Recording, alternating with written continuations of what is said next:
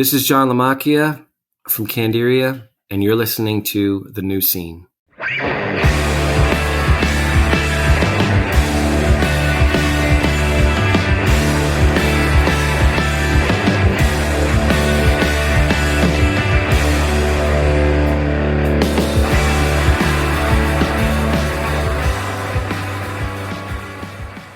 Hello, everybody, and welcome to The New Scene. I am your host, Keith, and we're back with a brand new episode. And right now, folks, I have with me returning guest and returning co-host, Vadim Taver. Vadim, say hello to the people. What's up, Keith and people?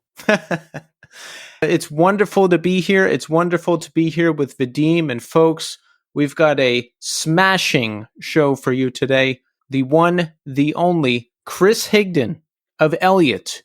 That interview is coming up momentarily. We talk about the reunion at Furnace Fest. We talk about false cathedrals. We talk about some of the band's history. We cover it all. It's a great conversation, and you're going to love it. Yeah, I'm really looking forward to hearing this interview with Chris. I've been an Elliott fan for many years. I bought the US Songs CD off of Joe Nine Iron distro. Remember Joe Nine Iron? Oh, of course. That distro is legendary, yeah. Oh, legendary distro. Later on, of course, he started a record label that released the This Day Forward vinyl, War Machine Records. But that Elliott US Songs did not leave my CD player for many years. I got it the year it came out. And then with False Cathedrals, which is this big celebration, coming up with the performance of it, I'm just as excited as I was in anticipation for the album being released. Revelation Records had these little cassette tapes. I don't know if you remember, they had like 2 songs on one side from one band and then 2 songs on the other side. So it was Elliott and then Garrison was on the other side. And I played the shit out of those 2 Elliott songs in anticipation. It was that summer of 2000. So yeah, I can't wait to hear what Chris has to say about all of this. Yeah, I'll never forget hearing False Cathedrals for the first time. Back then, I was way more critical of music and just less open-minded. But as soon as I heard that record, I loved the whole thing. It's just incredible. And I mean, I like everything the band has done, but False Cathedrals, I would say, is my favorite. So yeah, folks, the conversation with Chris is coming up momentarily, but I am going to plead with you now to support us, The New Scene. And here's how you can do that. Follow us on Instagram, Twitter, and TikTok at New Scene Pod. I am on the push to get us to 3,700 Instagram followers. We're getting closer, so if you don't follow us on Instagram or any of those other platforms, hit that follow button. Subscribe to us on YouTube. We've got a main channel and a clips channel. The main channel has full episodes, and the clips channel has highlights from some of our favorite episodes. Subscribe to those. Hit that like button, comment. All of that stuff helps us in the general world of algorithms and other stuff I don't understand. We have a shirt. We have a shirt available for sale at Death Wish Inc. Head on over to the store at Death Wish Inc. Type The New Scene into the search bar. The shirt pops right up. Your purchase of that shirt will help directly fund this podcast. So thank you so much to everybody who has purchased a shirt. And finally, reviews. Folks, we are getting very close to 100. So thank you so much to everybody who is submitting a review. Open up your Apple Podcast or Spotify application. Hit that 5-star button. And if you leave a nice review on Apple Podcasts, I'll read it on the show. We are at 75 on Apple and 70 on Spotify. So get us to 100, and I will stop asking for reviews for maybe 2 episodes. It'll be great. It'll benefit you and me. Also, support our sponsor, Iodine Recordings. There's a lot going on at Iodine, as always. There's a Nathan Gray and the Iron Roses tour documentary up now at New Noise. Definitely go check that out. And speaking of Nathan Gray and the Iron Roses, you can catch them, One Line Drawing, Audio Karate, The Darling Fire, Her Head's on Fire, Hey Thanks, and Best X, all at Fest 20 this year. Super good lineup, tons of Iodine bands, amazing fest. Definitely check it out. So let's move on to some music recommendations. Now, folks, my absolute favorite band of all time has just released a new single. Hammock has just released the single I'm a Sensory Explosion. And the track features Luminette on vocals. It's on all platforms. And I'm going to add the song to our New Scene 2022 Spotify playlist as well. Beautiful, soaring, post-rock, ambient type music. If you're into that type of thing, it's my favorite band. It's my favorite band. So every time they release something, I'm excited, and they do it all. They do straight ambient stuff. They do straight band stuff. They do instrumental stuff. It's just, they do it all. They do it all. So how about you, Vadim? What are you listening to these days? What's going on? Oh, I really like the new Melodies Echo Chamber record. She's a French singer. I love, oh my gosh, there's so much stuff. Daniel Rawson, who is the guitar player from Grizzly Bear, just put out a really great record. Man, I can't even think right now, Keith. You put me on Royksop, Norwegian electronic group, mainly stuff like that, and then digging back into a lot of 90s things, like always. Like? What's some older stuff you've been revisiting too?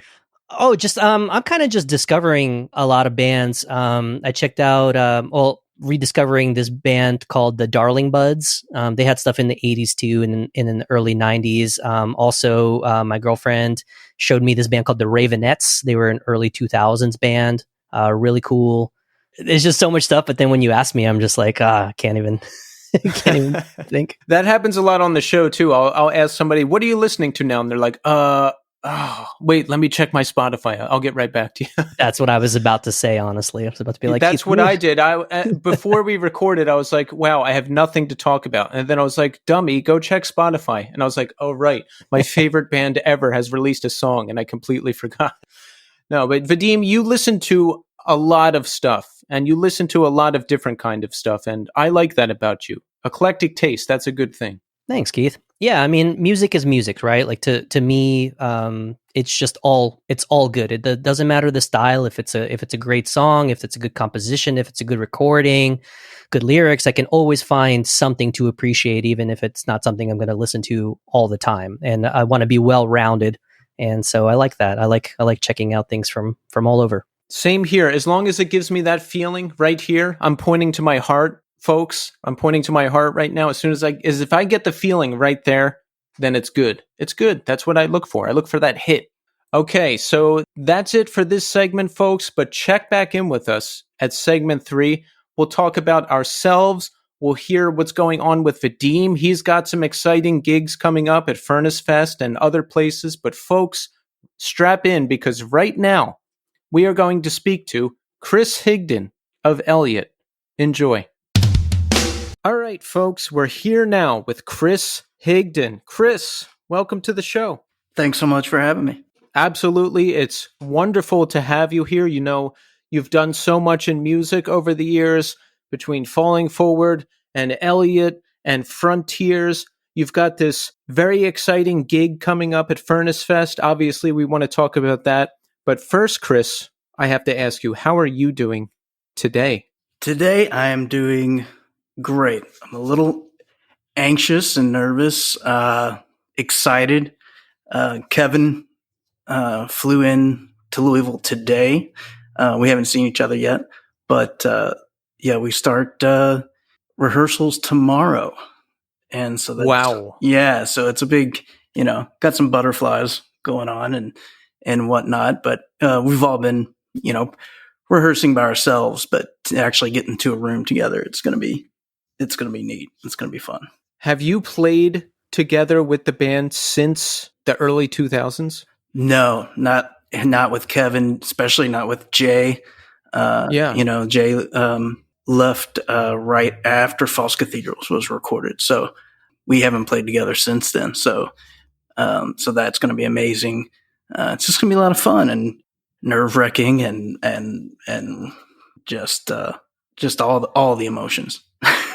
I would be super anxious if I was you. Not to add to it, Chris, but thanks. The way I am, I get very anxious before I do anything, whether I want to do it or whether I don't want to do it. It's like a nervous excitement thing. Sure. But then I always do the thing, and when I'm done, I'm very happy that I did it. No, that's a lot of the way that I work, and some of that nervous energy turns into, whether it be excitement or you turn it into something really good. It's just how you process it, right? Yeah. And now I'm jumping ahead here a bit, but that's okay. So I was reading about the band, I was reading about Elliott, and there was something crazy that I didn't realize. After you released your second LP, False Cathedrals, Jay left the band and Jonathan left the band, and you never really played those songs in the form that we hear them on the album. Exactly. Yeah. And that blew my mind because I have to admit, around 2003, I kind of dropped off the face of the earth. I realized that's like a cutting off point for me. I didn't keep up with the music. I got into partying and everything else. And, later I circled back around to it. But in my mind, you became this great big band and you're playing these songs, and then you had other albums, which you did. But that's not exactly how it went. Jay and Jonathan leave, the new folks come in, and you kind of remixed everything with the new lineup. Exactly. The time after they left, yeah, it was different. What we didn't want to do was bring in new musicians and make them play exactly what Jay and Jonathan were doing, or we wanted them to be themselves, and we wanted them to feel a part of the band and not have to wait, a year, 2 years. We take so long with writing music. I think it was at least a couple of years before the next record was written. So we kind of went in with, we want you in the band, but we want to kind of re-envision some of these songs. And while it was artistically, I think it was good for us, and it allowed us to move on and kind of progress. I can imagine being a fan and getting the record and then seeing the band and being like, what's going on? Like, they're playing things totally different. And it wasn't like worlds apart, but it was definitely, we took some liberties with some of the songs. But yeah, so this is a prime time that we get the opportunity to kind of go back and play the songs as they were written on the record. Yeah, I feel like people from our scene, Chris, especially, are very particular. If there's one little thing different, people are going to complain. I remember being 16 years old, and if the band didn't have a bass player, I'd be like, oh, I don't want to see them. Like, I didn't even know what bass or guitar barely was. Why am I critiquing this band and their lineup? Right. If they have a different lineup for that. Yeah. Yeah. And that's what's, and it's one of the things, and it's some of the hard choices of doing this again. And, was how do we put this together and how do we do it correctly? And, and it's awesome that Jay is, able to do this. And then we're actually having, on that note, we're having Ashley State, which I'm not sure if you're familiar with her, but she's playing bass for us. Yeah, she was in Ink and Dagger at one point, yes? Exactly, yeah. And they're one of my all-time absolute favorite bands. So when I saw that, I was like, yes. That's amazing. Yeah, they are one of mine too. You have the 7-inch of course, on Initial. So yeah. I don't know if you ever heard this story, but I took that photograph with the stake and the blood and the postcard and all that. Hold on a second. You're telling me you took that photo? Yes. And then, when I was making that stake with the knife, that's actually my blood because I cut my finger, maybe I think my thumb when I was doing that. So that's all fairly legitimate. I'm in shock right now because worlds are colliding, and this is like precious history to me. Wow. Oh, that's cool. Yeah. No, I love those guys. And then, Initial moving from Detroit to Louisville, we were always kind of collaborating, and Scott Richer has to be, I'm pretty sure it was Scott Richer that did the layout for that. So, we kind of worked together shooting it and then handing it over to him so he could do all the layout and all the fancy stuff. I love it. And I love that it's your blood. Who the hell would have known that? Yeah. And then I don't have it right in front of me, but there's a little note that says like something the deed is done or something. I don't know what I wrote. It's kind of silly, but that's my handwriting on this little, like, I don't know if it's a Post-it note or a ripped up piece of paper or something like that. I love this. Yeah. I absolutely love this. But yeah. So she was also in she was in Guilt, which is amazing, Louisville band that was on Victory Records, and all kinds of other stuff. And she's playing with other bands. There's a band, Cummins, if I'm pronouncing that correctly, that she's in right now too, which are great. Awesome. And like back in the day, having these new members come in the band, it's so selfless of you to be like, hey, we want to work with you. We want to welcome you into the band. We want you to do your own thing, because you had this incredible album, False Cathedrals. You could have very easily just had people come in and said, here's the album, learn it, see you on tour. Yeah, you would think it would be that easy, but it's, it was also, I don't know how selfless it was. I didn't want just someone to fill in. I wanted a member. I wanted it, we all wanted to kind of create a band. We didn't just want like a hired gun, or it just wasn't kind of, how we were doing things. And, and Benny and I had been in bands before, and I was, always looked up to him and the things that he had done and went on to do. And it was always about, for me, it was really important to have other musicians that, one, are just so much more accomplished than I am, and then that have completely different tastes in what they do and whatnot. So then when we do come together, it kind of just blends and turns into something else. Even if, I'm trying to make it sound like something that I'm into. If they bring in their mix, it's turns into something else. Exactly. Like whoever I'm playing with, that's what my music becomes. It's just my flavor on top of that. Like I notice after False Cathedrals, Song in the Air, things became much more ethereal, much more open. I read that you were more into post-rock at that time, which I'm super, super into, and I really like the direction that the band went.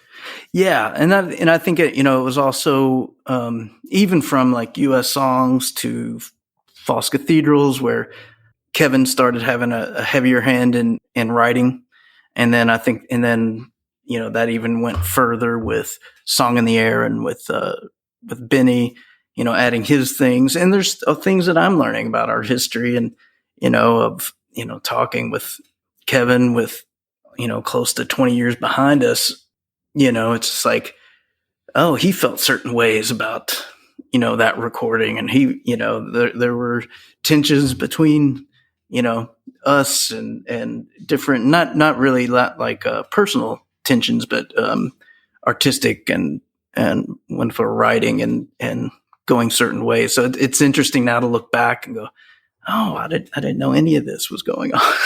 Yeah, I don't know about you, but when I was young, I had no ability to see past my own thoughts and desires or communicate effectively with people. And, with a lot of time now and history, I can look back and say, oh, maybe I should have done this and maybe I should have done that. Like, what are some of the things you and Kevin discovered? Do you have like a specific example of something you can look back on and be like, oh, wow, I had no idea this was going on? Yeah, well, I don't know if I have any exactly, but I think a lot for me was just that blind ambition that, where you're just trying to like the next show, the next record, the next, whatever, and not kind of stepping back and appreciating until you get a little older and you start realizing like, man, if there's 10 people in the crowd that took time out of their day, got a babysitter or,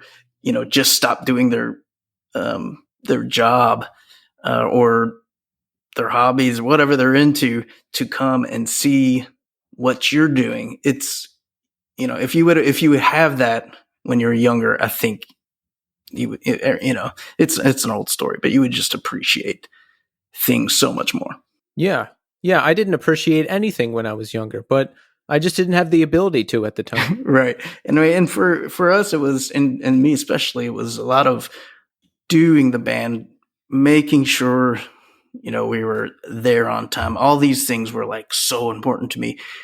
And I didn't, take into consideration, like, oh, these bands we're playing with, oh, they're great. And these are great people, and build, relationships. It was a lot more of just like, okay, we played, now we got to get to the next show, get in the van, sleep.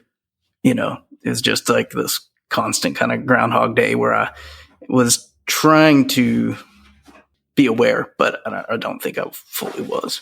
Yeah, I only really developed better people skills recently. Like I would play shows and not even stick around for the other bands, or I didn't even see that was important. Do you find yourself, were you like more introverted, or were you just in a rush to do the next thing? I think it was a lot of, we would stay around and things like that. But there was also, I don't know if it gets talked about a lot, but like, especially when you're singing, if I talked all day and then had to, go up on stage, I mean, my voice would be shot. And so a lot of times you just have to be quiet. And, that doesn't go very well if you're at a bar, or, people are having fun and drinking. You want to talk, but you can't, because if you do, you're going to blow everything out. So it's an interesting position to be in, and you don't want people to think you're a jerk. So then you just kind of like hide away until you come out. Yeah. It's like the old thing about the singer, like walking around in summertime with a scarf on to preserve your voice, and right. and hiding because you have to save your voice. But you really have to do that stuff, especially you're not exactly up there just yelling. Well, let me back it up. Now, yelling takes skill, but you're not up there just yelling, or I mean, you have to sing these songs. Sure. And but yeah, the guys that can just belt it out, with some of these screaming, which I love to do, and which I try to emulate. Some of my favorite, the growls and the big. Yeah, like Jacob Bannon from Converge. He'll do a whole tour and do that every night. How? He's got to be a superhero. Yeah, no, it blows my mind. And, the Hot Water Music guys, or, Daniel Higgs, or Lungfish, or, some of these, where these guttural screams come from. And they're like, oh, yeah, I do that every night. It's no problem.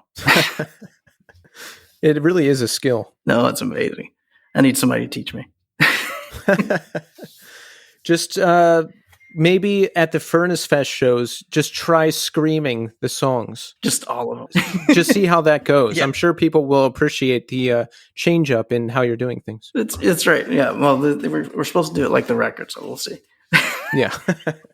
It still blows my mind that the songs from False Cathedrals, as we heard them on the record, never really got played. So you have this performance coming up with Furnace Fest now.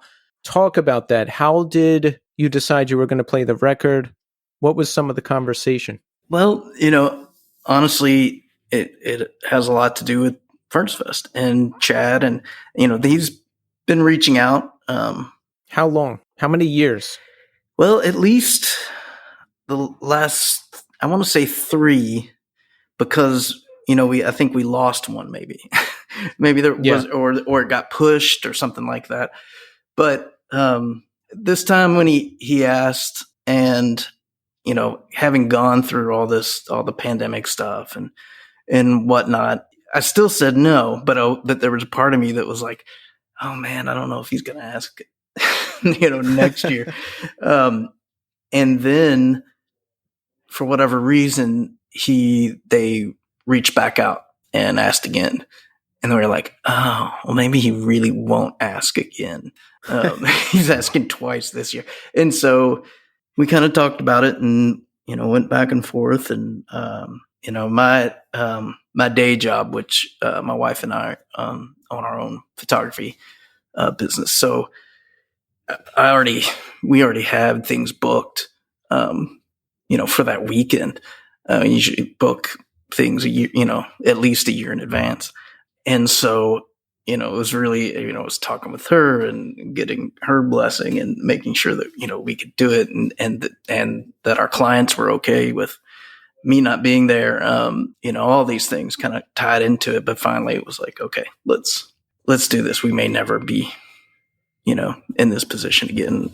Absolutely. Okay, so we're playing Furnace Fest. We're playing False Cathedrals. You guys decided to get back together to play because of Furnace Fest, correct? Yeah. Yeah. I mean, really, it was. And now there's been other opportunities, presented. And so we're entertaining those and going to be doing some other stuff too. But yeah, so, we really need to, bring it for that. Yeah. I think I saw you, did I see you back in the day at Furnace Fest? You know what, Chris? This is a really random memory. I don't remember if I actually saw Elliott at the fest, but I remember seeing you at the fest in, I think, 2002 or 2003. Like you were walking, and I was like, "Hey, there's Chris from Elliott," and then you walked into a porta potty. That's just a really random memory that I have for some reason. Yeah, I was definitely. We were there. I know we were there 1 year for sure. And, but yeah, I remember Andrew WK played. That's the year I was there. Yeah. Okay. Yeah. And no, it was great. That was great. And I went this past year, and oh my God, you're going to have the time of your life. It's a weekend I'm going to remember for the rest of my life. I mean, I can't believe the bands that are playing this thing. It's amazing. It's really going to be, it's going to be hard to do what I just said and try not just be a fanboy and geek out every, body and just talk everybody's head off. It's going to be a hard thing. I'm going to have to choose, which bands, wisely that I can get around. Yeah. Cause walking around, I'm like, oh, there's that person. Oh, there's that person. So I managed to keep it cool and just say hi, or, you're up to this. Oh, cool. And all that, yeah. Well, it's just not freaking out too much. Yeah. Well, it's, there's bands that are, some of my favorite bands, ever. And then there's new bands that I'm, huge fans of. And so, yeah, it's going to be exciting. Had Elliott ever thought about getting back together to play prior to this Furnace Fest offer? It's always in the back of everyone's mind.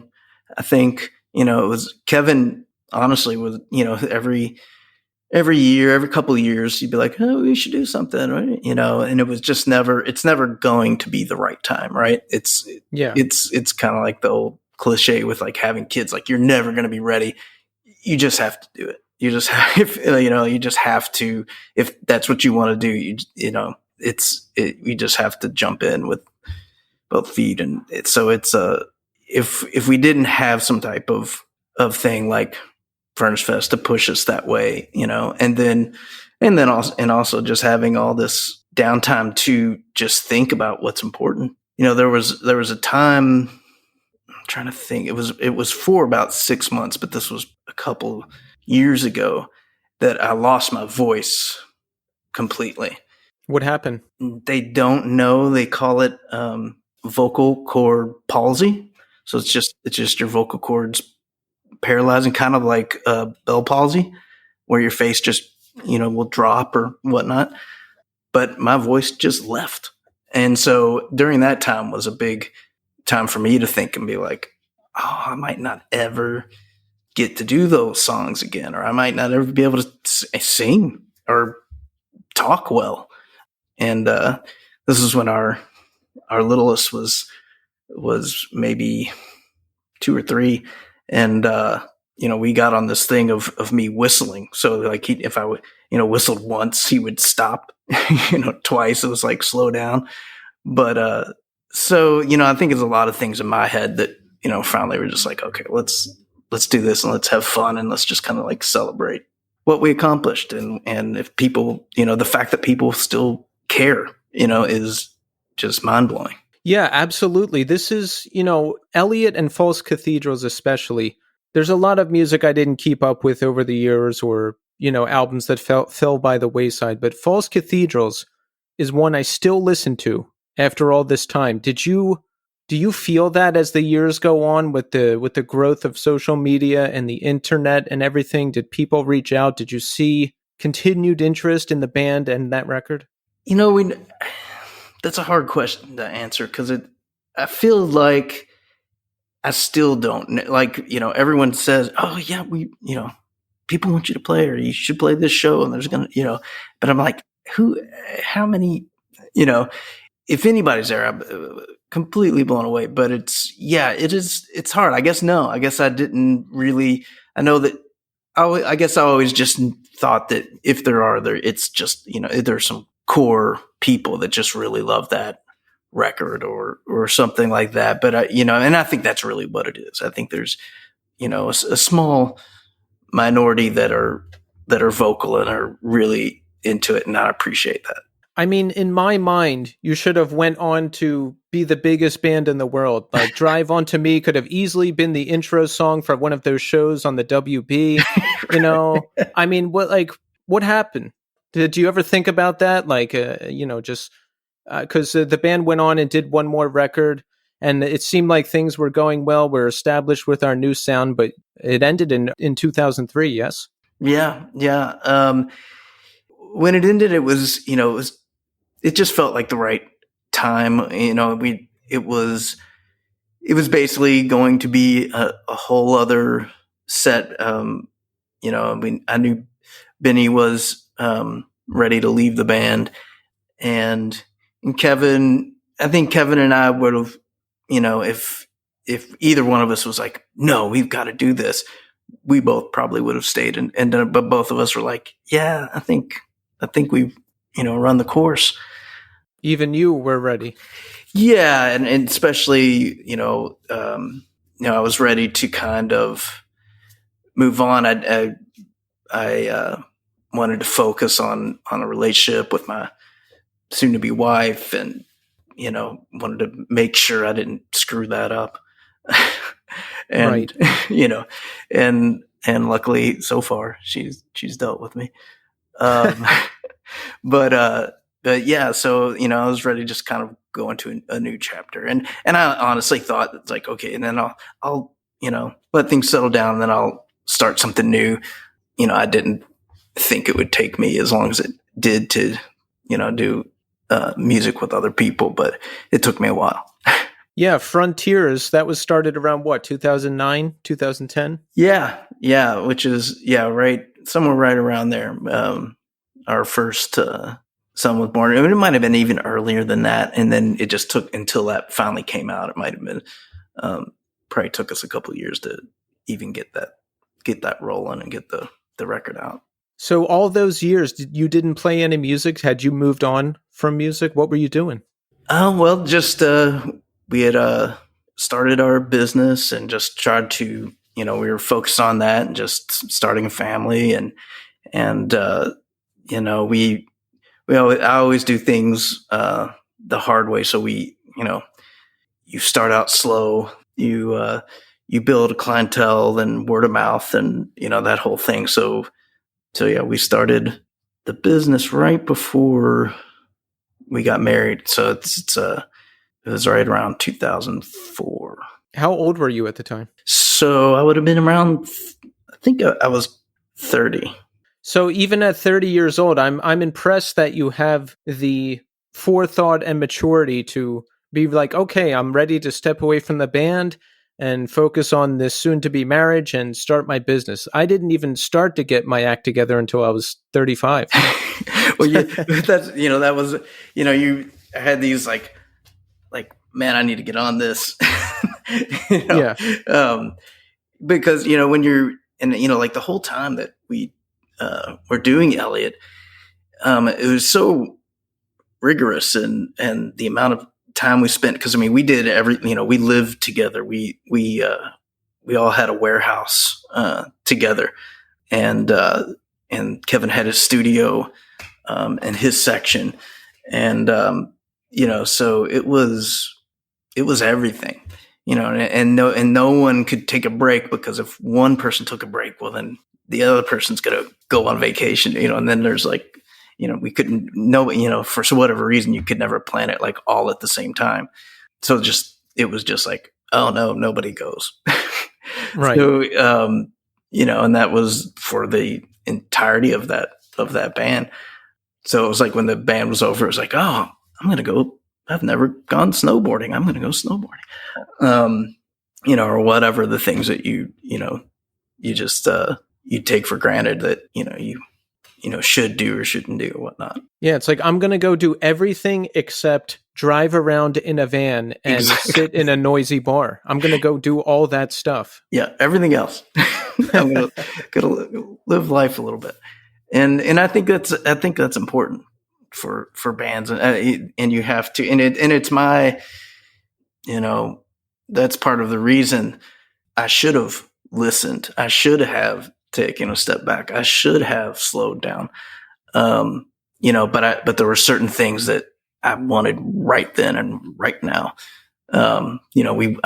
We had a European tour booked, so I wanted that had to happen, and you look back and you go, we could have waited a few months, 6 months, but you think that all that build up, you think it's just, if you don't do it right then, it's not going to be there. And if it's worth it, it'll be there. Yeah. And you just never know. You hear about bands taking a little break and then things never pick back up, or something happened and they had to stop for a little bit. And while it's rolling, while the opportunities are coming in, you want to take them all, because I feel similar to what you just said, Chris. I'm like, this could be it. If I say no to one thing, it could all go away. While I have the energy, while I have the opportunity now, I'm going to take every opportunity there is. Yeah. And it's, kind of where I was, but, sometimes that leads, you can't rewrite the past. So you just got to go with it. Exactly. So when you started playing again in Frontiers, was it mind blowing? I mean, things must have changed a lot since you were out touring with Elliott. Oh yeah. I mean, everything is different, and some things are, so much easier.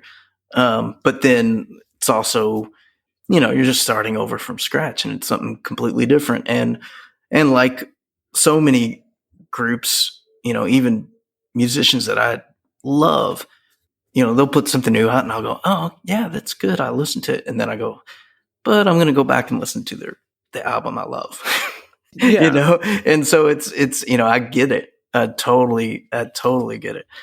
But yeah, it was great. And, we wrote a couple records and had a good time with it. It was, as I look, that band never kind of had a hard stop. It just kind of dissolved. And so it could, I had no problem with playing some of those songs again too. So, and those guys are great. Yeah. I've been in that situation where the band never broke up. It's just that I called and I was like, are we practicing? And they're like, yeah, we'll see. And Right. Now we're 20 years later and it still hasn't happened, but it doesn't mean it won't. Exactly. Or it's, it's like, well, yeah, we could practice, but what for? Are we practicing for a show? Are we practicing for, are we writing new material? It's like, I just want to practice, and some members are like, no, we have to have an end goal, if I'm going to show up. Right. It's like, okay, I understand that too. So talk about recording False Cathedrals. We're playing this record soon. Take us back to that time. We're young. We're full of hope. We're ready to take over the world. I mean, what were you listening to at the time? What inspiration went into the record? This is a record I go back to all the time. It can almost make me cry putting it on and listening to certain songs. I'm dropped right back into the year 2000, a young, hopeful young man with his girlfriend away at college and the world at his fingertips. Talk about your experience, Chris. Exactly. Well, it's obviously, it was fairly, cathartic record for sure. Just the relationship that I was in at the time, and obviously from a beginning with, to the end, you kind of hear, how things went. It wasn't always great. Sometimes it was the best. But I think that's how most relationships are. But, at the time, so we were living at 953 Clay Street. It was a warehouse Kevin and Jay found, and it's in a part of Louisville called Smoketown. And so I went and looked at it with them, and I was like, "You guys are crazy! Like, absolutely no. I mean, it didn't have windows. It was covered in pigeon. It was disgusting. But, probably a month later, I go back and I see what they've, turned it into and kind of like the vibe and I was like, oh, I got to be a part of this. So then I moved in and rented a section of the warehouse. And back then, it was just so inexpensive and great, and just the camaraderie and having all the artists there. There was a artist named Mike McCoy there, artist John King, Mike Ratterman, which was Kevin's cousin. He's a stone sculptor. It just had this energy that was happening, and then they would. We would have these parties. Obviously, they had these parties that were just, there'd be 600 people there. Oh, this sounds like the dream. Like everybody living in this artistic space, writing music, living together, working together. Yeah, no, and it was, it wasn't all perfect, but it was a lot of fun. And, Kevin was building his business. He was starting the studio there. And we were able to utilize that. So we recorded the demos for False Cathedrals there and, worked a lot of things out. So when we finally went to record that out in LA, we had everything kind of planned out. And, and he had such a big hand in that. So once all that was done, we went out there, it was a fast process. We didn't spend a ton of time out there. How long of actually laying down the tracks? I wish Kevin was here. I don't think it was much more than 2 weeks. That's incredible to me. That we did that. Because we were able to record the drums at Grandmaster Studio, which, was kind of a famed location, just like, it's all like red shag carpeting and brass. It's supposed to look like a boat, but like someone, from the 70s was creating a boat. but it was really cool. And then we did the rest of the tracking after the drums. I think we did drums, some guitar there, but did all the vocals at Rondor Studio, which was a publishing company that we were working with at the time. And it's funny because as soon as we recorded and as soon as everything was done and delivered and whatnot, then we were dropped from our publishing deal, which was kind of beneficial because we got everything made and we got the record done and we did all that stuff.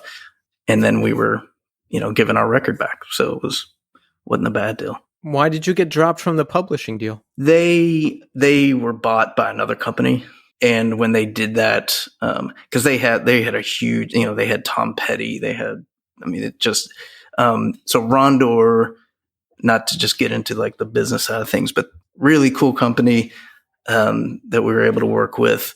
They were the publishing end of A&M Records, which was started by Herb Alpert and Jerry Moss.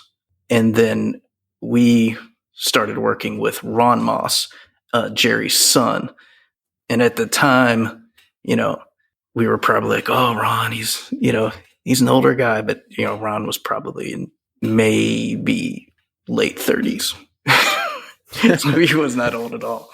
But a really awesome guy and it allowed us to do a lot of stuff that we would not have been able to do, focusing on that, record. So do you still have, do you own the actual record? If you wanted to make a new deal with it, could you do that? Oh, well, that was just on the publishing side. So, but we were working with Revelation. So the record is technically, it's with Rev. It was just the publishing side of that. I see. What is the difference? I don't even know, what constitutes the publishing? It is basically the writing of of the album. So like, I guess we could re-record the record and then do it with someone else. I think that's kind of like what Taylor Swift did or what she's going through. I don't know a lot about that situation, but that's just one that seems like a lot of people know about. Yeah. But and then there's like there's all this stuff. And I if I was good at that stuff, we would have made a lot more money and continued to do the band. But I just kind of was like, oh, whatever, I don't care. Let's just make a record. But yeah, so that was kind of the vibe, and we, it felt, that energy was there. We were out there. We were making this record. We were seeing, the other bands that we came up with, them making their records, and watching how well they're doing, and so it was a lot of fun. It was just, I think that's what ignites kind of sometimes that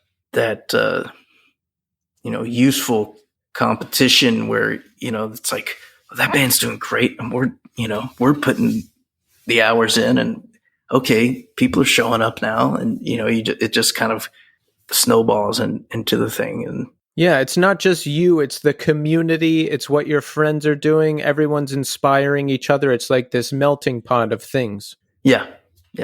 And in Louisville, we've always kind of, the bands from here, tend to shoot themselves in the foot somehow, doing things a little bit harder, or just maybe it's just not being, fully connected, but also, wearing that as a badge of honor to a degree.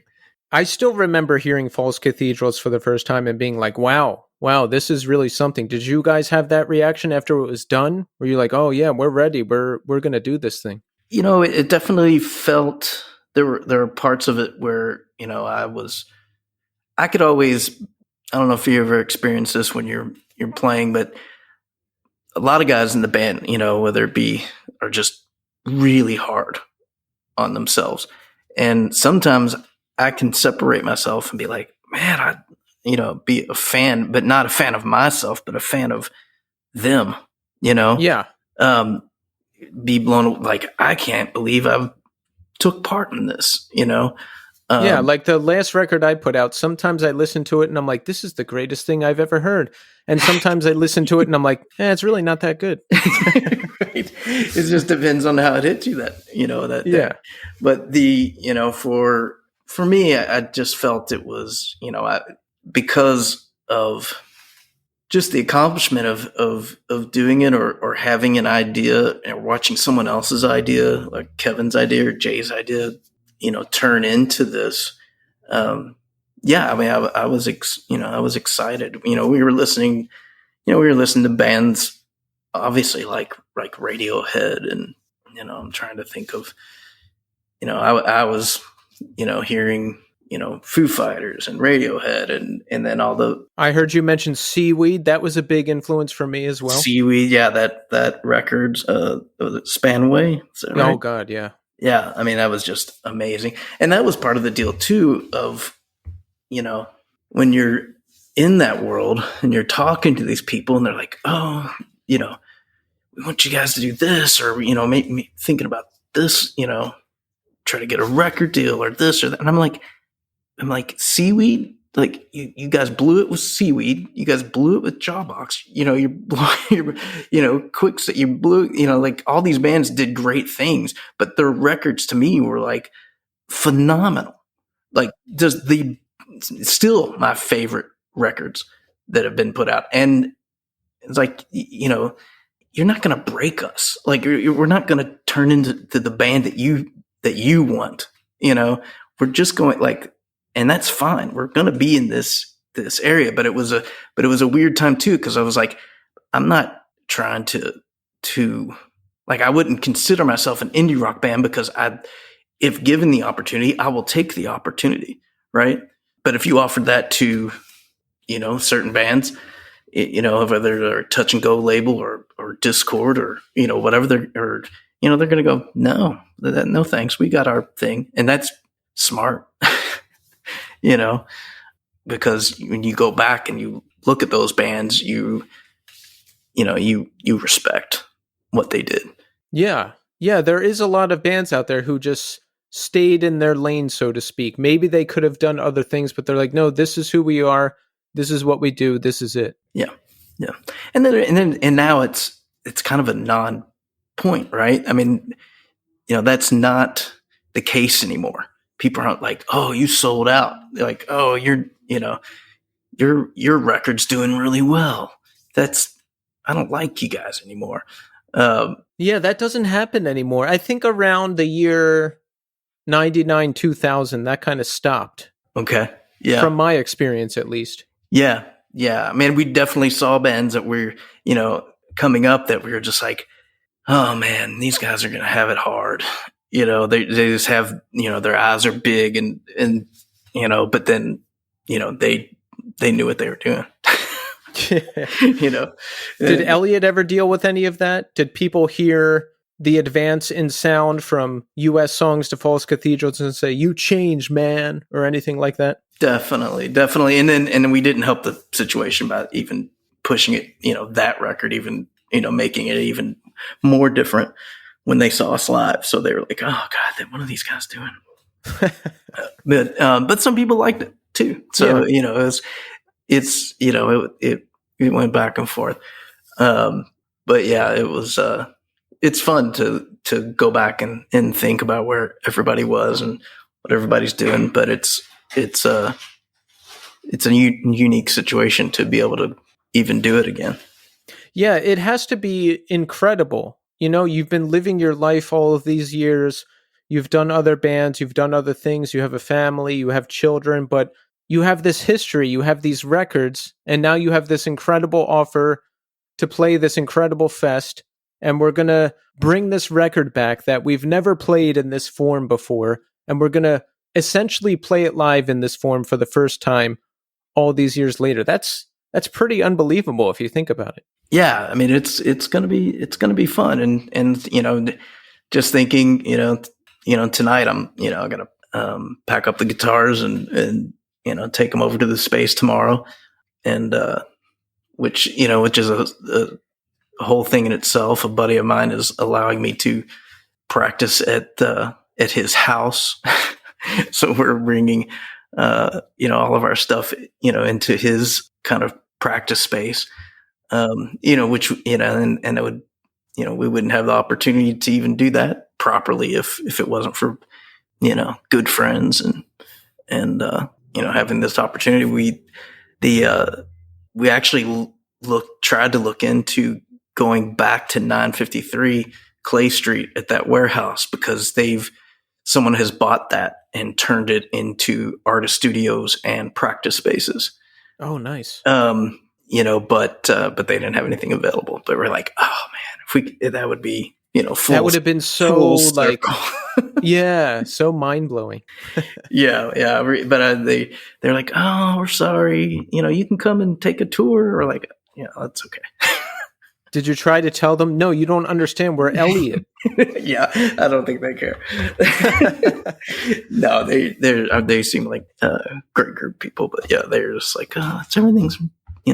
How much of the songs did you remember? It's funny because at least I got to, we continued playing those, even some of those songs through Song in the Air, just in different ways, tempo a little different, whatnot. So those came back to me fairly easily, but we do have to. So a lot of those songs are written in different tunings.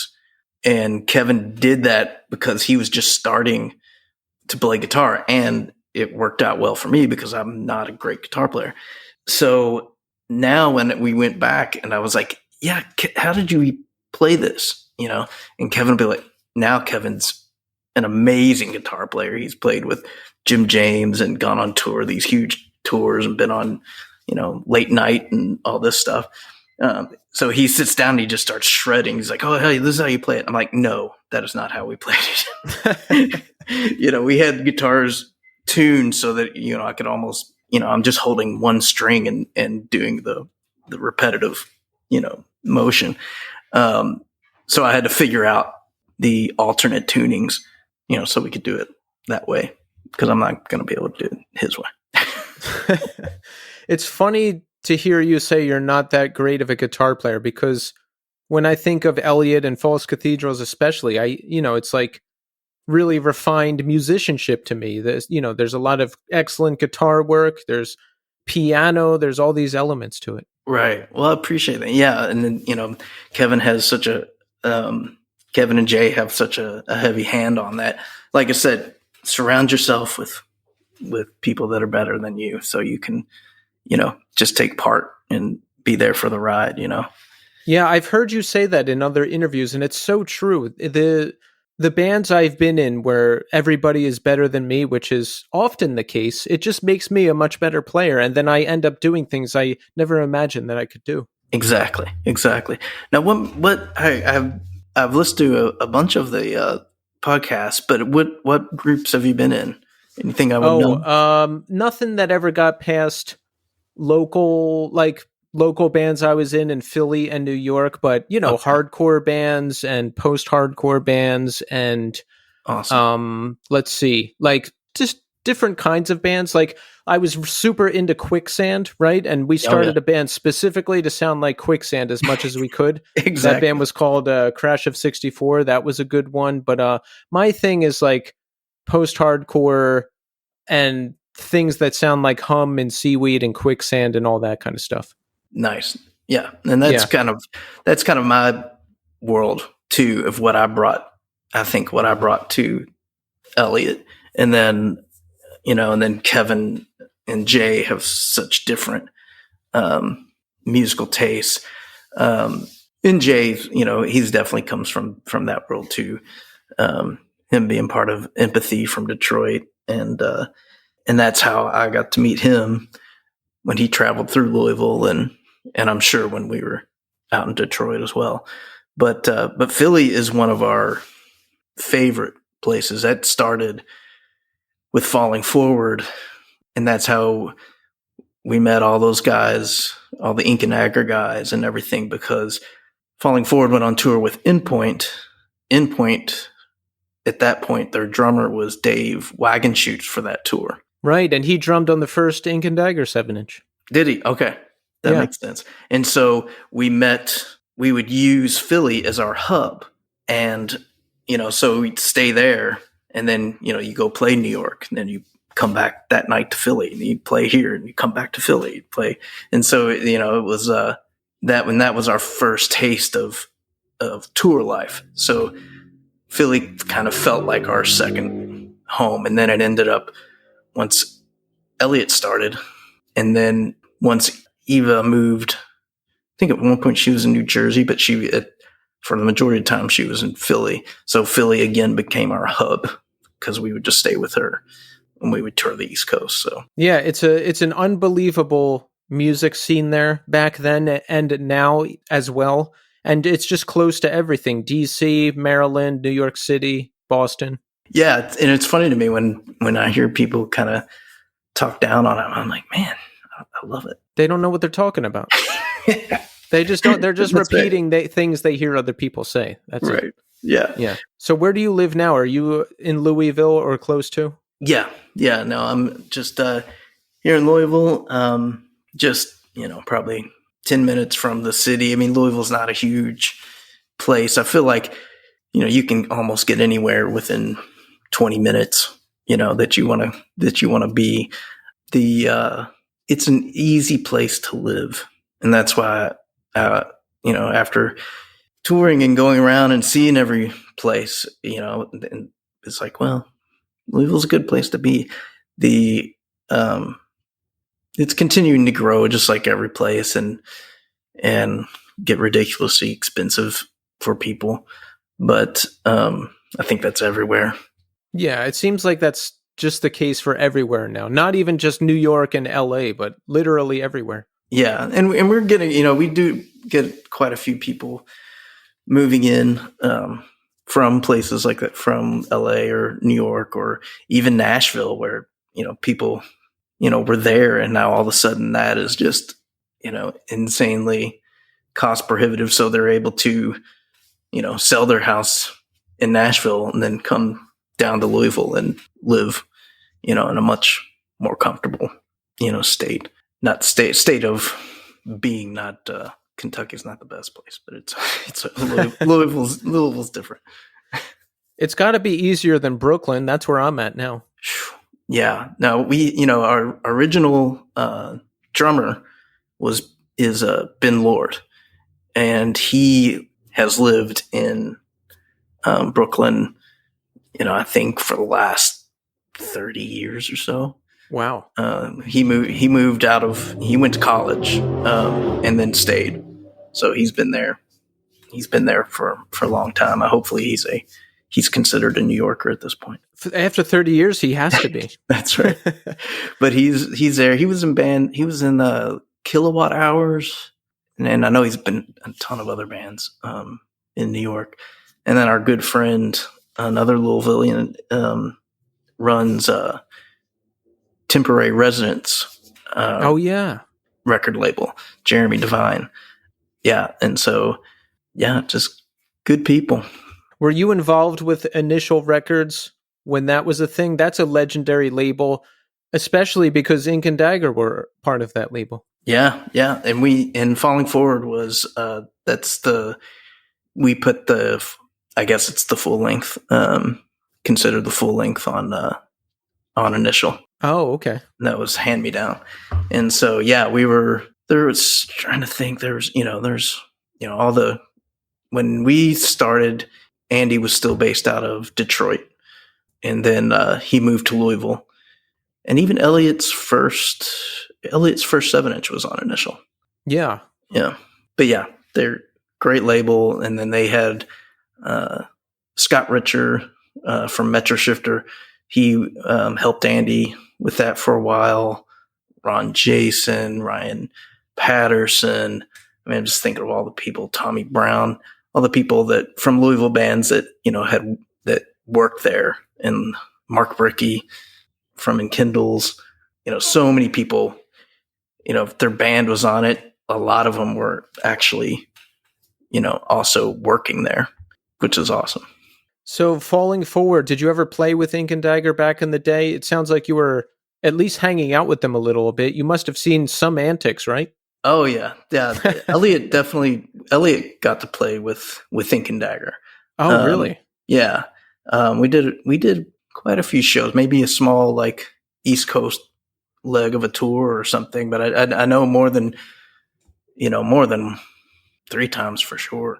But I remember, you never knew what you were going to get with an Ink and Dagger show. Most of the time it was the promoter being very upset about something.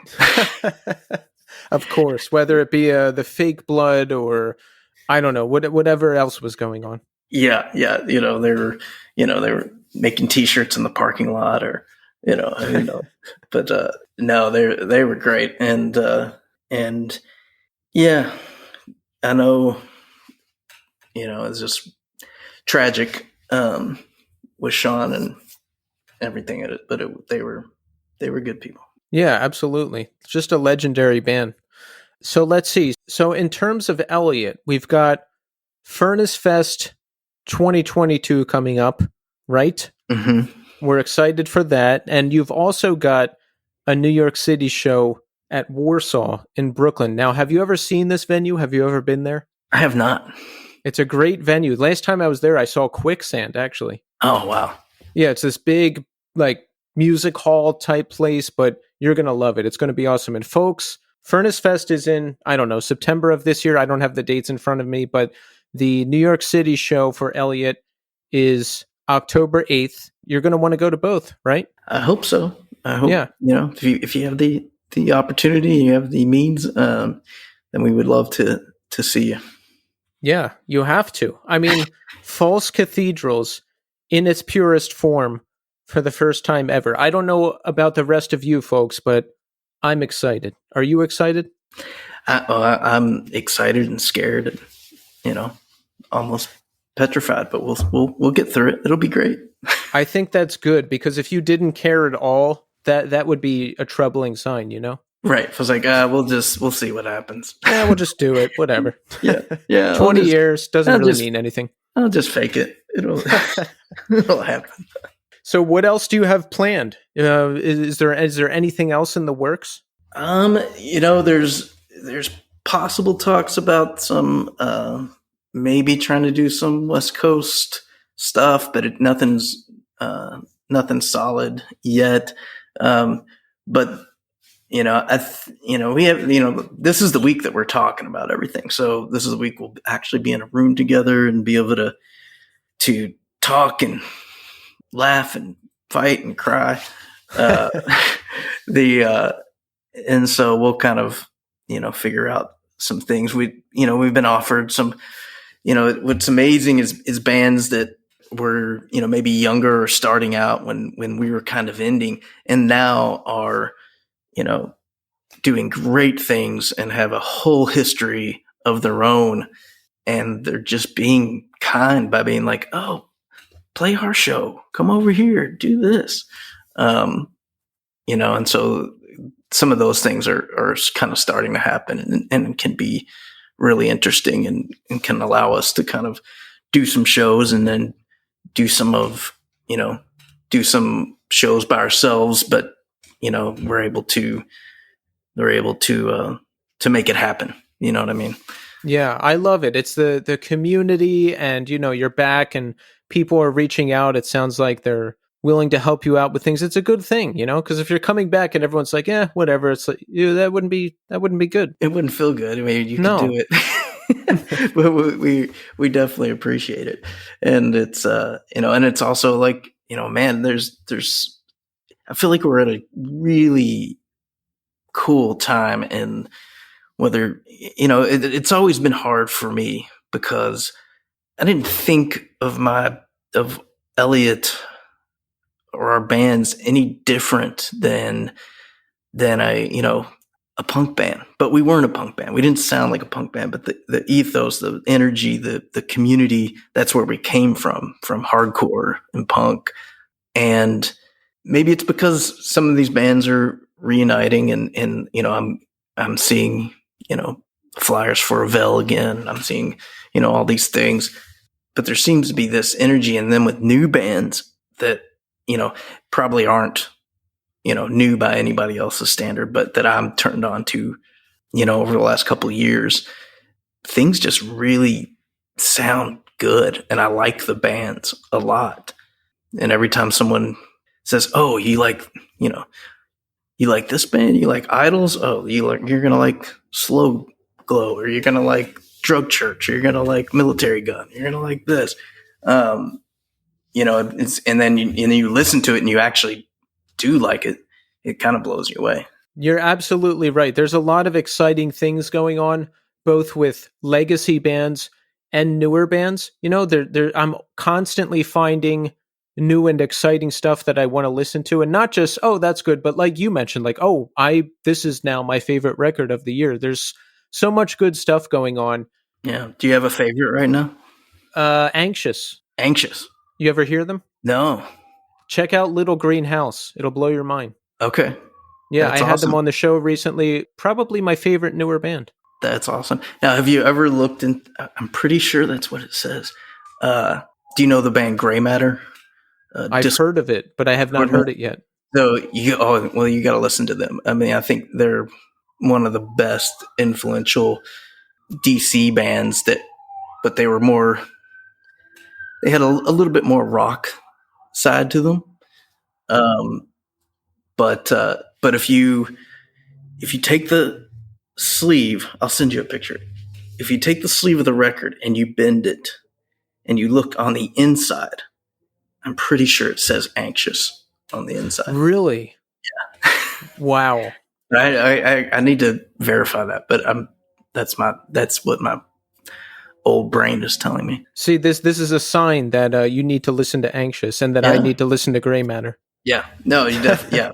It's a great time for the scene in general, between legacy bands and newer bands, and I'm super happy that I get to be part of it in this way, because I get to talk to everybody, including you, Chris. Well, and I appreciate it. And I think what you're doing with a lot of these podcasts, that's how I get turned on to new music, and that's how I kind of keep up with, what's going on. Sometimes I don't fully understand it, but at least I get to be a part of it. I understand enough of it. Right. Enough of it. So now that Elliott's back, did you have to figure out social media? Did you have to learn about algorithms and how often to post and all this stuff? Are you going to make a TikTok account? Yeah, no TikTok yet. We knew a little bit. I knew a little bit just from on the business side of things, but not when it comes to bands. And I'm still not great. Luckily we have Vic Martin and we have Eva from Fatal Booking, Vic from Simba Records, and they're helping us out a lot with the social stuff, kind of setting that up and doing that whole thing, kind of trying to find old content and reasons for people to to keep up and to pay attention. But it's definitely not my focus, but it's there. You've got to kind of be aware of it. Exactly. It's part of the deal now. That's it. Yeah, and it's you can't just put flyers up and be done with it. You got to make sure people are aware of what's happening. Exactly. How old are your kids? So I've got Ewan is 12 and Wilder is 8. Have they heard your music? What do they think of the whole thing? When we started talking about this again, Ewan figured out the piano part on Call Americans. So that was fun to watch him figure that out. That must blow your mind, right? Oh, everything they do blows my mind. I mean, they're both into music and they love it. Hopefully, the next stage is kind of allowing them to figure it out, right? Because they play with a group called the Louisville Leopards. It's a percussion group, and they play marimbas and xylophones and full drum kits and everything rhythmic, and they basically do covers of all these bands. They've done Led Zeppelin songs and Ozzy Osbourne songs, and over the years, really cool stuff. And then those artists usually reach out once they it goes viral, and then they reach out to them, and then they some of them have donated money, or Ozzy came and watched them play. Oh, really? Yeah. Crazy stuff in there. So they're getting ready to play. They've been in, because of the pandemic, they haven't barely done anything. They just played their big gig, which was there was probably 1,500 people there at the Brown Theater, but they're getting ready to play with My Morning Jacket at the end of the month. Wow. Yeah. So that'll be super fun to kind of watch them do their thing. That's incredible. Yeah. They like to perform, but no, they're excited, and that's that's part of it too. Is hopefully they'll be able to come to one of these shows and be a part of that and see the community that I've always been a part of, and trying to give back and kind of show them what that's all about. Yeah, I mean, if one or both of your kids was at Furnace Fest and they see that giant crowd watching you and you performing those songs, their minds are going to be blown. It's going to be great. Yeah, that's right. But even if it was, a great intimate, normal size show, I would, that would be amazing too. Because, the best show I ever played was in Berlin. It was a club called, I think it was Wild. I want to say it's a Wild at Heart, but it wasn't. In my head, it was a decent sized room, but it could have been tiny. But the energy and the amount of people that were there, you could barely get through the crowd to get to the stage. Those are the kind of shows that I have no idea what it's like to play a show like Furnace Fest now, right? We played it back then, but it was a big thing, But the crowd, I was shocked at how much bigger the crowd for Furnace Fest is now. Because being there last year, I was like, I don't remember this many people in 2003. This is crazy. Yeah, yeah, when I see some of those bands and, it's just like, whew, yeah. Like, do you know that main shed stage that has the cover? Right. Like right. that entire thing is filled with people spilling out onto those steps in the back. Oh, wow. That's wild. Yeah. No, it is. It is. And it's, Are you ready for that, Chris? No. No, not at all. But, how could I be? But I'll be there. Well, I'll be there too. It's I would say, Chris, that set is the one I'm looking most forward to seeing. What do you think of that? That's crazy because there's so many amazing bands. I know. But I've never seen Elliott. I have to. Appreciate it. So let's recap, folks. Of course, Elliott will be performing False Cathedrals in full at Furnace Fest 2022. We have to go to that, right, Chris? I hope so. Elliott also has a New York City show on October 8th at Warsaw in Brooklyn. Tickets are still available, right? Yep. Yeah. And we'll, and they'll most likely be, well, there'll be more different songs, more songs.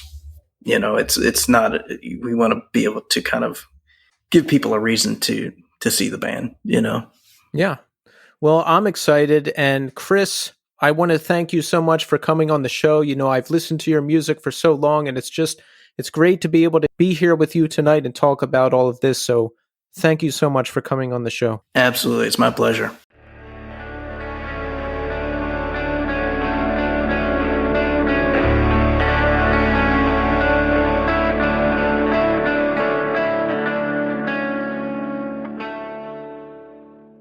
There you have it, folks. Chris Higdon. That was an incredible conversation. I'm just happy that I have these opportunities to speak to all of the artists that I looked up to growing up. Elliott, one of my favorite bands. I love all the music that they've done. I love False Cathedrals. And hearing about Vadim, how he took the picture of that Ink and Dagger record and how he wrote the note, that little note that's on the bottom, and how it was his actual blood in the photo, absolutely blew my mind. I mean, that's like two of my favorite things combined, Elliott and Ink and Dagger. That was an incredible connection there. I knew how excited you would be as soon as he was talking about that. And I have that 7-inch. I'm sure you probably had the 7-inch or the CD, and I don't know how I've never noticed that before, or maybe I did know about that a long time ago. But yeah, I was as shocked as you. I was like, oh my God, that's so awesome. And it's unfortunate though that I think people outside of Philadelphia and maybe our local region don't get as excited about Ink and Dagger as we do. But for us, that was like a monumental band. I think people really understand like the impact they had on, especially our friend group. I feel like everyone in our friend group loves Ink and Dagger. Absolutely. And I mean, every album that Ink and Dagger has put out is just legendary in its own right. But one thing about the Elliott conversation, the thing that surprised me the most from talking to Chris, I didn't know that they never played False Cathedrals as it was on the record. I had no idea about that until I started researching the band more for this conversation. So I'm that much more excited to see Elliott at Furnace Fest. They're like one of the bands I want to see the most because those songs are essentially going to be played in that form for the first time, which is just unbelievable to me. Yeah, absolutely. And I guess this would be a good time for me to kind of tell my Elliott story. So, when I got the US songs, like I said, I was listening to that constantly. This was in 1998. And that's when, I was like deep into hardcore, but there was, like the adjacent bands. So you have like the Elliott and Sensefield and Texas Is the Reason. And, a lot of those Revelation Records, 90s bands were doing this rock stuff that was adjacent to hardcore. So Elliott was one of those bands, and I got to see them in 1999 for the first time at the First Unitarian Church. They were on tour with the Juliana Theory. And, all that was out was the US songs and the couple 7-inches at that time. And I just remember the show was just very energetic, like super high energy. Their guitar player, Jay Palumbo, he was rolling around on the ground on the floor of the First Unitarian Church. I mean, it was just like very impactful for me at that time. I thought they were amazing. And then a week later, I happened to be in Florida and I caught them again in Florida. And once again, great show. So as I mentioned in the first segment, I had this cassette tape that I got from Revelation with the 2 songs for False Cathedrals as like a lead up, like a promotional thing. And one of those songs was Drive On to Me, which that song, that probably is my favorite Elliott song. The song is incredible.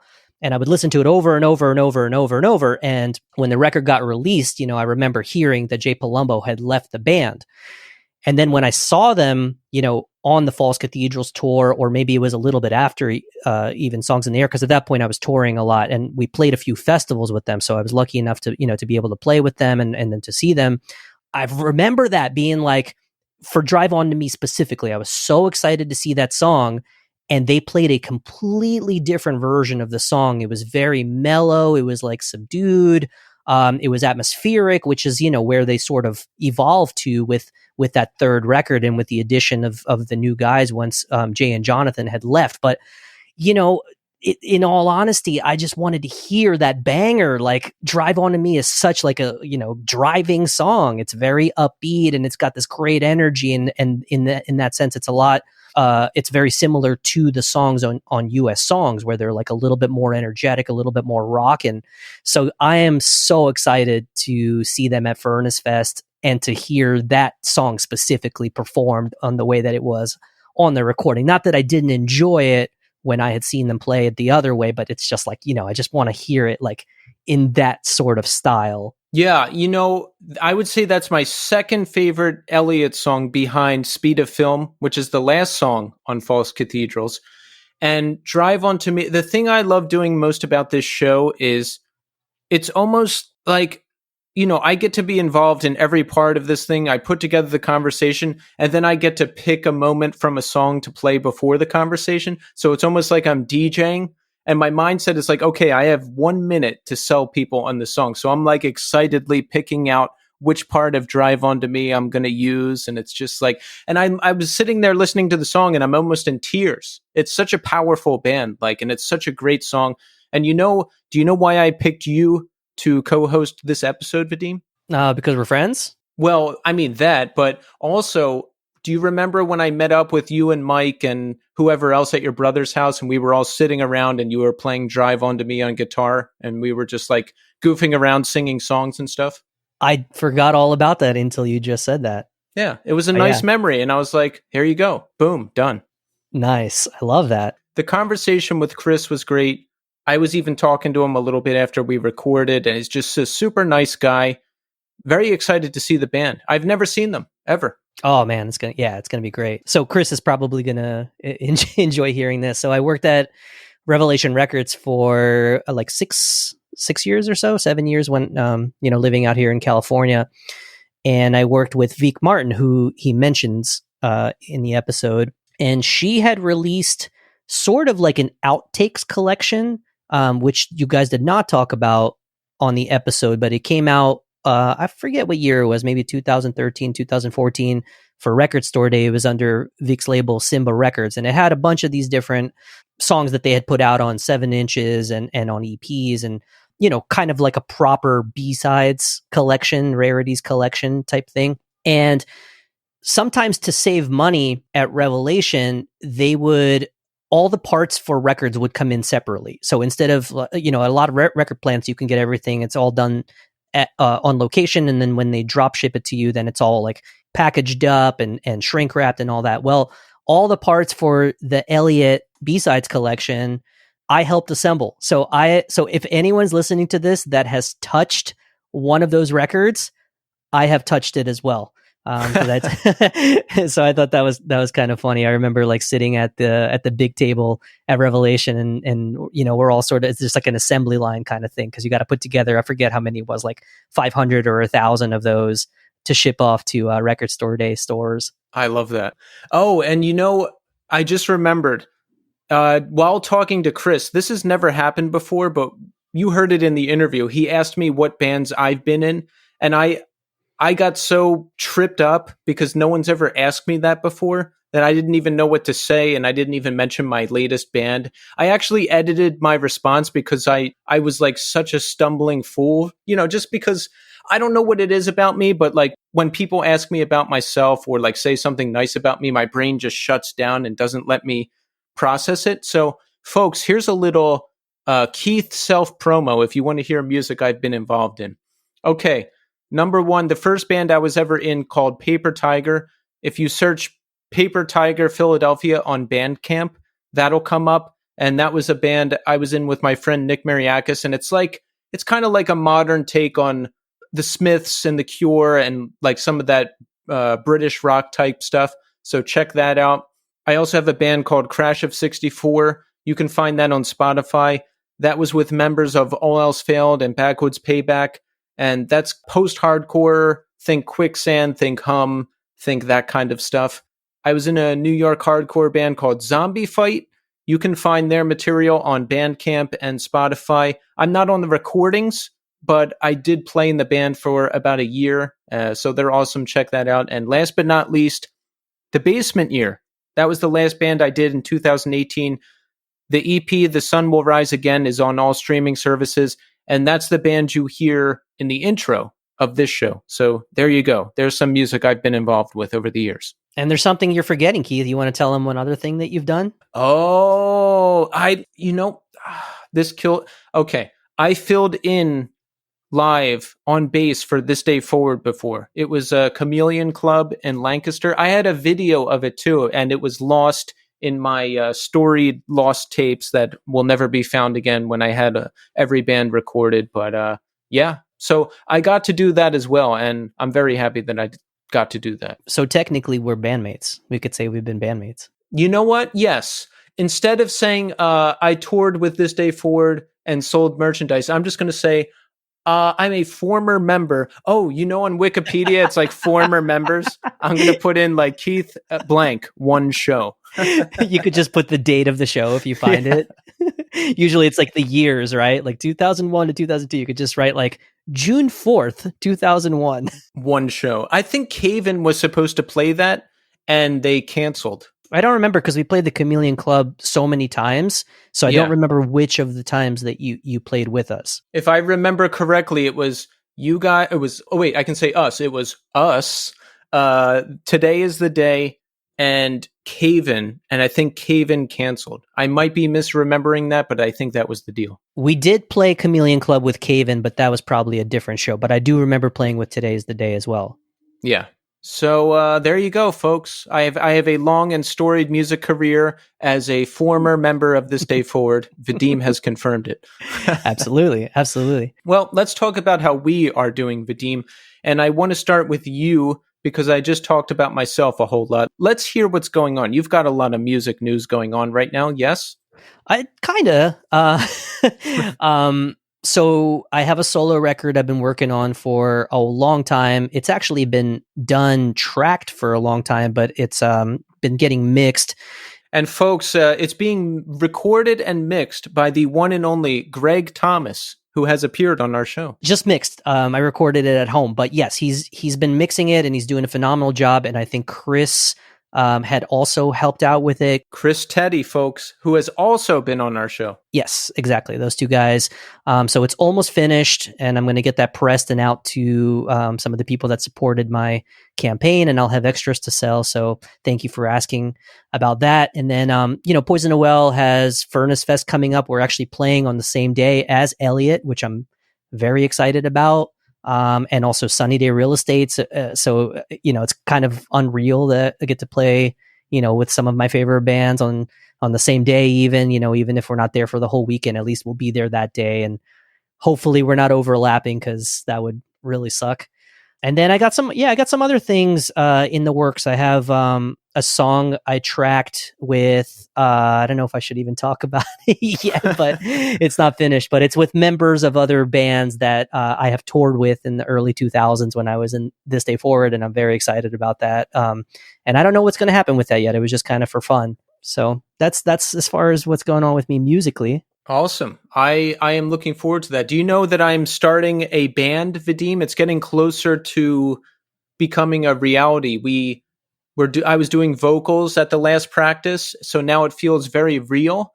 And I'm very excited at the prospect of playing live shows again because I haven't played one since, I don't know, 2016. Oh, that's awesome. Yeah, I haven't played very many myself since, since 2020, since the beginning of that year. I think we've only played like 3 shows maybe with Poison the Well because COVID kind of ruined a couple of our shows that we had planned. But yeah, back to playing and attending shows has been great. I seriously forgot, how important seeing live music is in my life. And I'm sure that many of your listeners, if not all of them, feel the same way. Just how incredible it was to like hit those first few shows back. And even now I feel like we appreciate it a lot more, being that it was taken away from us and the possibility that it could be taken away again. Like people are much more conscious of that and just trying to appreciate all the moments when you have them. 100%. It's funny. I totally agree with what you're saying. And for the life of me, I can't remember my first show back. Like my brain is so fried from pandemic and just being inside working on shit all the time. I'm like, what was my first show back? I don't even know. What was yours? Do you know? I do. Yeah. Well, it's because Poison the Well played a festival called Psycho Vegas. Oh yeah. And the night before we played, we got in early, and I saw this band Health that played. So that was like my first, even though I don't really know too much of their material. But on that same weekend, I mean, I saw Deaf Heaven, and I saw Boy Sets Fire, and I saw Thievery Corporation. There was a lot of cool stuff. But this past few weeks have just been like, I just had like show after show after show. There was Jawbreaker and Lemonheads, and then there was Spiritualized like the week later. And then I had a bunch of friends came in from out of town. John Miriakis and Aaron, who came in, and we saw Supergrass together. And then we went to the Cruel World Festival in LA, which had like a lot of 80s bands, Blondie, Bauhaus, The Damned, The Church, which was really incredible. I've seen a lot of those bands for the first time at that festival. So that was pretty amazing. And what's going on with you, Vadim? How are you doing? I haven't talked to you in a minute. I'm doing great, Keith. Thank you for asking. Yeah, everything is awesome. It was, for a while there, it was a little iffy. I have family that's in Ukraine. So that part was a little bit scary. Some of my family had to basically like leave the city they were living in, which is Kiev, which is where I was born. Luckily, the Russian troops had pulled away from that city, so they were able to come back and everyone's safe, which is really nice. And then in my personal life, everything is really nice. I love where I live. My work is good. My girlfriend is awesome. So everything kind of fell into place, and I'm very happy with where I'm at. That's awesome. Yeah, and folks, I have met Vadim's girlfriend, and I can confirm she is awesome. He is not lying to us. Thanks, Steve.